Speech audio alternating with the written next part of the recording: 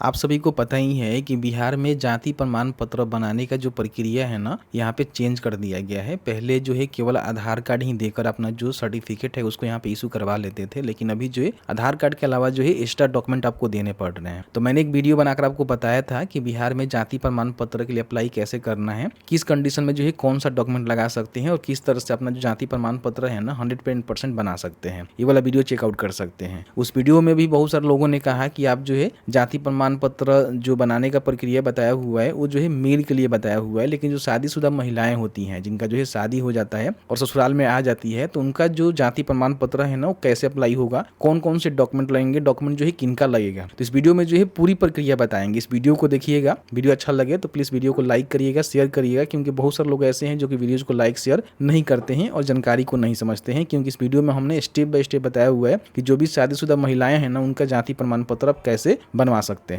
देखिए, बिहार में जाति प्रमाण पत्र बनाने के लिए सबसे पहले serviceonline.bihar.gov.in का ऑफिशियल पोर्टल पे ही आनी होती है, क्योंकि यहीं से आपको अप्लाई करने का मौका मिलता है। यहाँ पे सामान्य प्रशासन विभाग के बटन पे क्लिक करेंगे तो यहाँ पे देखिए जाति प्रमाण पत्र निर्गमन का जो है बटन आपको देखने को मिलेगा। इसमें अंचल स्तर का ही सबसे पहले आपको बनानी होती है, तो अंचल के ही ऑप्शन पे आपको क्लिक कर देना है। अब यहाँ पे देखिए फॉर्म भरने में भी बहुत सारा ट्रिक है। आप गलती करेंगे तो आपका सर्टिफिकेट इश्यू ही नहीं होगा, रिजेक्ट हो जाएगा, आप थक जाएंगे, नहीं बनेगा। तो इस वीडियो को देखिएगा, क्योंकि शादीशुदा महिलाओं का जो तरीका होता है ना थोड़ा सा अलग होता है। सबसे पहले यहाँ पे स्त्री आपको बतानी है, फिर यहाँ पे कोई सल्यूटेशन देना चाहते हैं तो दे सकते हैं, जैसे श्रीमती, सुश्री। नहीं देना चाहते हैं इसको छोड़ दीजिएगा, कोई बड़ी बात नहीं है, ठीक है। यहाँ पे जो शादीशुदा महिला है ना उनका नेम यहाँ पे लिखेंगे आधार कार्ड के हिसाब से, ठीक है। यहाँ पे उनका नेम लिखेंगे और स्पेस प्रेस करेंगे तो ऑटोमेटिकली यहाँ पे हिंदी में उनका नेम टाइप हो जाता है। कुछ गलत होगा तो आपके सिस्टम में जो भी हिंदी टूल होगा उससे आप सुधार कर सकते हैं। उनके फादर का नेम यहाँ पे लिखना है और उनके मदर का नेम यहाँ पे लिखना है, ठीक है। तो ऑटोमेटिकली यहाँ पे हिंदी में टाइप हो जाएगा। अगर आप चाहें तो अपने हस्बैंड का भी नेम यहाँ पे दे सकते हैं। अगर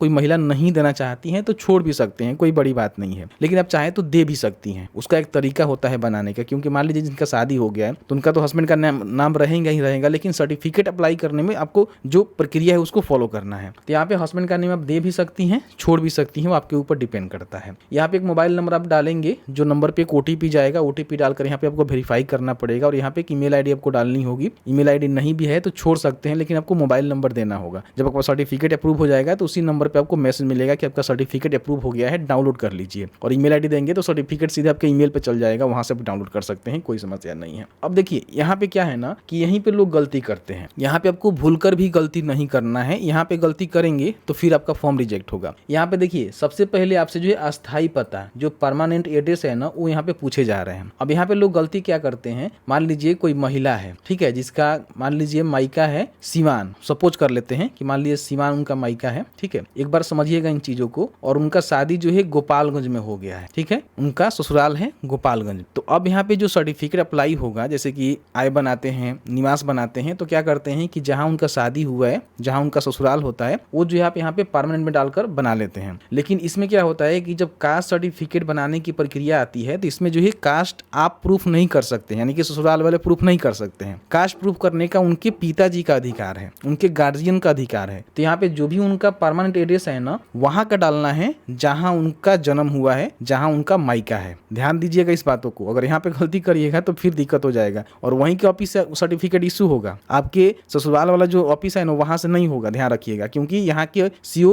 मतलब बना ही नहीं सकते हैं, रेवेन्यू ऑफिसर बना ही नहीं सकते, अधिकारी नहीं है। अधिकार है जहां उनका जन्म हुआ था, जो उनके माता पिता का घर है, उनके मायके है, वहां के रेवेन्यू ऑफिसर ही इशू करेंगे, ठीक है। तो क्या करना है कि जहां पे उनका मायका है ना उसका यहाँ पे आपको बताना है। तो बिहार में ही होनी चाहिए बेसिकली। अगर मान लीजिए बिहार से बाहर कोई महिलाएं हैं, उत्तर प्रदेश से हैं, कोई मान लीजिए झारखंड से है, तो भैया फिर वहां से बनवाइए। यहाँ से आपको पापड़ बनने की आवश्यकता नहीं है, क्योंकि वहां के जो प्रोसीजर होगा, कोई नेपाल से है तो नेपाल का जो प्रोसीजर है उसको वहां से ही बनेगा, आप इसमें कुछ नहीं कर सकते हैं, ठीक है, ध्यान रखिएगा। अगर उत्तर प्रदेश से कोई महिला है और बिहार में शादी हुआ है तो भाई बिहार से थोड़े बनेगा, उत्तर प्रदेश से बनेगा। तो उत्तर प्रदेश का जो प्रक्रिया है ना वहां से अप्लाई करना पड़ेगा, ध्यान रखिएगा। तो यहाँ पे क्या करना है कि स्टेट यहाँ पे आपको बतानी है। अगर सेम स्टेट है, मान लीजिए बिहार में ही जिला अलग अलग है तो यहाँ से बना सकते हैं, कोई दिक्कत नहीं है। लेकिन अगर स्टेट ही अलग है तो भाई उस स्टेट का जो प्रोसीजर है वहां से आप बनवाकर वो लगाएंगे तो वैलिड हो जाएगा, कोई दिक्कत नहीं है, ठीक है। अब यहाँ पे देखिए जिला आप बताएंगे कौन से जिला में उनका मायका है, फिर यहाँ पे उनका अनुमंडल क्या लगता है पता कर लीजिएगा। पता नहीं होगा तो फिर प्रखंड, यहाँ पे वो ग्राम पंचायत से, नगर निगम से, या फिर नगर परिषद से, या फिर नगर पंचायत से, कौन सी जगह से आती है तो जहां से भी आती है उसको आपको डालेंगे, वार्ड नंबर है तो वार्ड नंबर यहाँ पे डालेंगे, कोई दिक्कत नहीं है। ग्राम पंचायत उनका बताएंगे, उनका जो भी विलेज या फिर टाउन है वो आप बता सकते हैं। यहाँ पे पोस्ट ऑफिस लिखेंगे, उनका जो पुलिस स्टेशन है उसको बताएंगे और यहाँ पे पिन कोड आपको देना है, ठीक है। यहाँ पे पिन कोड दे सकते हैं, दे दीजिएगा, ठीक है, कोई दिक्कत नहीं है। अब यहाँ पे देखिए वर्तमान पता, अब यहाँ पे आपको गलती नहीं करना है। जैसे मान लीजिए बिहार की कोई महिला है, ठीक है, और उनका शादी मान लीजिए कि जैसे गोपालगंज में हुआ है, वो सीवान से है, तो अपने सीवान का जानकारी यहाँ पे डाल दिया। सपोज करिए मैंने यहाँ पे दूसरा कुछ डाला हुआ है, ध्यान मत दीजिएगा। अब यहाँ पे जो प्रेजेंट में अभी उनका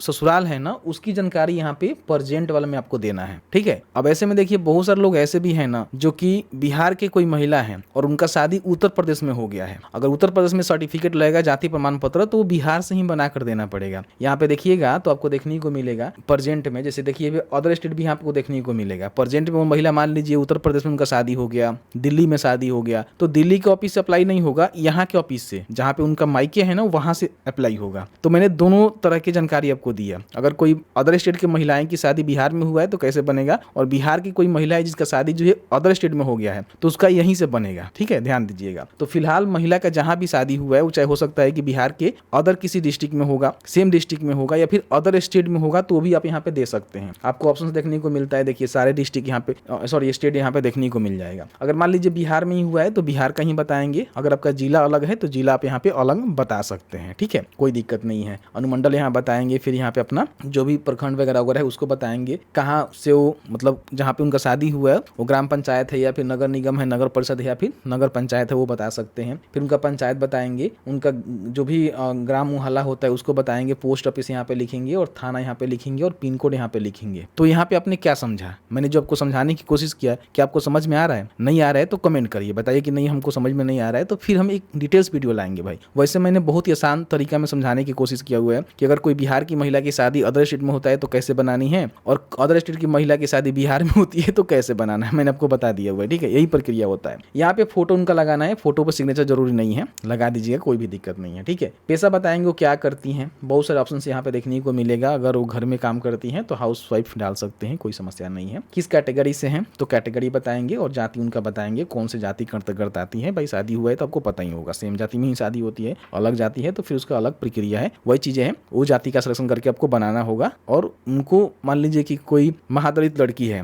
ठीक है, और किसी और से शादी हो गया है तो फिर उसको बेनिफिट नहीं मिल पाएगा जो रिजर्वेशन का बेनिफिट मिलता है, ध्यान रखिएगा। अब यहाँ पे देखिए उपजाति वगैरह वगैरह है तो बता सकते हैं, नहीं है तो छोड़ दीजिएगा, कोई बड़ी समस्या नहीं है। अब यहाँ पे डॉक्यूमेंट में देखिए क्या होता है ना कि यहाँ पे असली खेल यहीं से शुरू होता है, डॉक्यूमेंट वाला, ठीक है। अब यहाँ पे काफी सब लोग कंफ्यूज होंगे कौन डॉक्यूमेंट हमको देना है। देखिए एक तो आधार कार्ड देना है जो कि महिला के नेम से होना चाहिए, वो कहीं का भी हो सकता है, उसके मायके का हो या फिर कहीं आधार कार्ड तो उसका ससुराल का ही होगा तो आधार कार्ड दे दीजिएगा। फिर दूसरा कोई भी डॉक्यूमेंट है आगे बताएंगे वो दे सकते हैं, वो डॉक्यूमेंट तो आपको देना ही देना है पहचान के रूप में, लेकिन उसके जाति प्रूफ के रूप में जो एक डॉक्यूमेंट आपको देना पड़ेगा, तो वो डॉक्यूमेंट उसके पिता का हो सकता है या फिर उसके पूर्वज में उसके दादा दादी या फिर परदादा का हो सकता है, महिला का, ध्यान रखिएगा। तो यहाँ पे क्या करना है कि उनके पिताजी से पूछना है कि उनके पास कोई पेपर है जमीन का, उनके दादा परदादा के नाम से हो सकता है, उनके पूर्वज के नाम से हो सकता है, उस पेपर में खतियान हो सकता है, दान की जमीन है तो दान पत्र हो सकता है, भूमि संबंधी दस्तावेज है, कोई भी दस्तावेज, रसीद हो गया, जमाबंदी पंजी हो गया, करेक्शन स्लिप हो गया, रजिस्ट्री डीड हो गया, कोई भी पेपर होगा लगा सकते हैं। या फिर मान लीजिए भूमिहीन है तो अगर सरकार की तरफ से कोई जमीन मिला हुआ है तो उसका पेपर दे सकते हैं। आपके पास